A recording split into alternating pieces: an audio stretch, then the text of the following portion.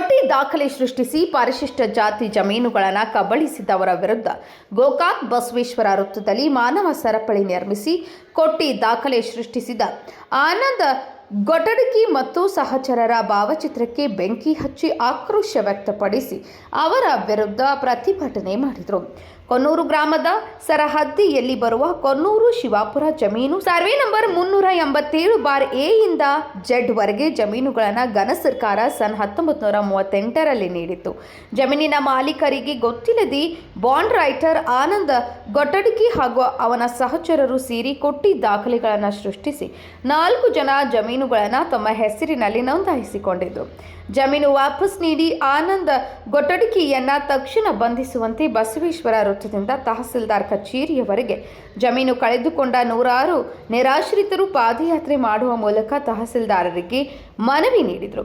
ಈ ಸಂದರ್ಭದಲ್ಲಿ ಜಮೀನು ಕಳೆದುಕೊಂಡ ನಿವೃತ್ತ PSI ಕೆಂಪಣ್ಣ ಗುಡಜ ಇವರು ಆಕ್ರೋಶ ವ್ಯಕ್ತಪಡಿಸಿ ಜಮೀನು ಕಬಳಿಸಿದ ಆನಂದ್ ಗೊಟಡಗಿ ಮೇಲೆ 8 ಪ್ರಕರಣ ದಾಖಲಿಸಿದ್ರೂ ಸಹ ಜಾರಿ ನಿರ್ದೇಶನಾಲಯದ ಪೊಲೀಸರು ಇನ್ನವರೆಗೂ ಆತನನ್ನ ಬಂಧಿಸಿಲ್ಲ ಎಂದು ಆಕ್ರೋಶ ವ್ಯಕ್ತಪಡಿಸಿದರು. ಹೆಸರು ಯಾಕೆ ನಾವು ಬಂದು ಅಂದ್ರೆ ನಮ್ಮ ಅಜ್ಜ ಒಮ್ಮೆ ಹೋಗಿ ಆನಂದ್ ಗೊಟಡಗಿ ಕಡೆ ನಮ್ಮ ಎಲ್ಲ ಪೇಪರ್ಸ್ ಎಲ್ಲ ಕೊಟ್ಟು ಬಂದಿದ್ದ.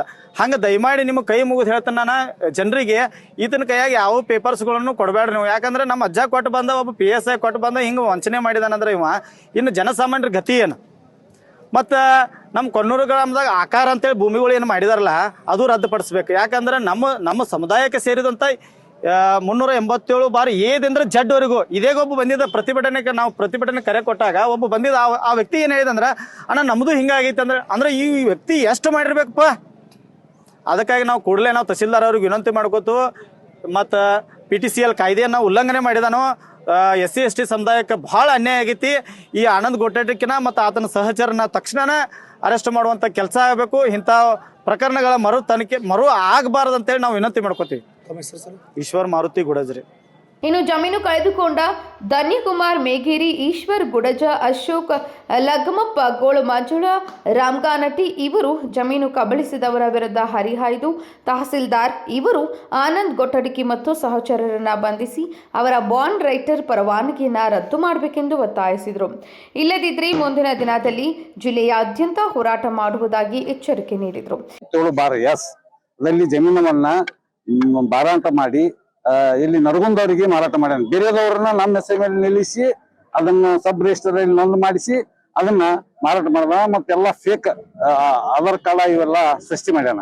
ಸರ್, ತಮಗೆ ಬೆಳಕಿಗೆ ಯಾವ ಬಂತು ಸರ್ ಇದು?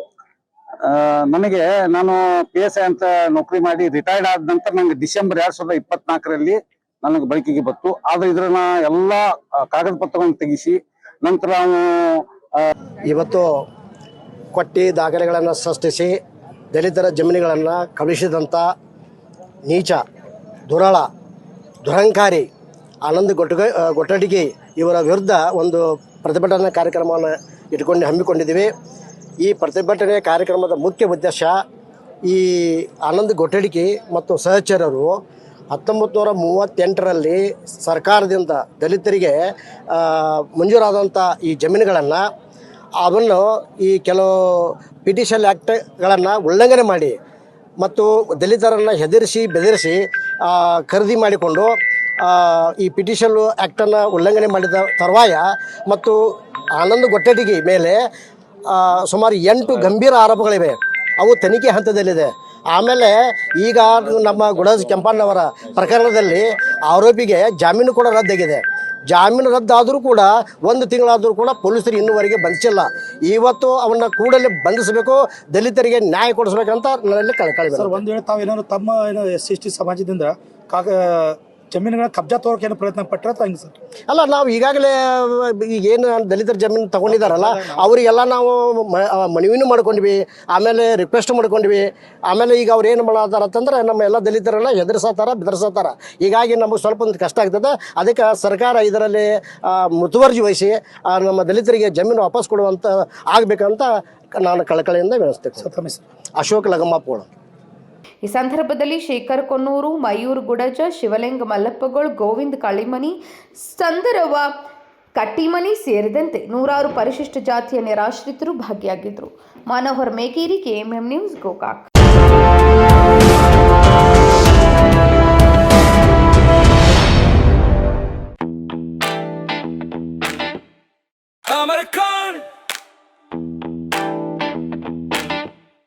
अमरकॉन कलेक्शन में आओ,